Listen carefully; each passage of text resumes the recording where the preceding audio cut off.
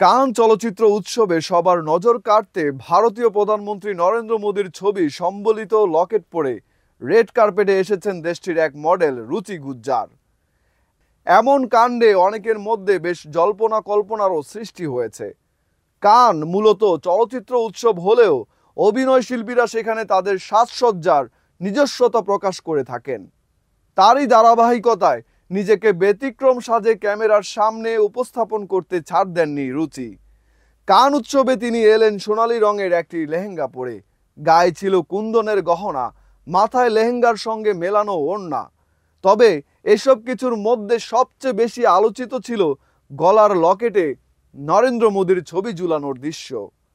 রুচির এমন কাণ্ড অনেকের কাছেই বিভ্রান্তিকর মনে হয়েছে।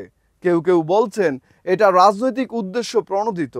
দেশের প্রধানমন্ত্রী নরেন্দ্র মোদীকে নিয়ে অনেক মডেল, অভিনেতা, অভিনেত্রী সমর্থন করাকে দেখানোর জন্য পূর্বে অনেক কিছু করলেও এই ছবি সম্বলিত লকেটের ঘটনা বিরল বলে মন্তব্য করছেন অনেকেই।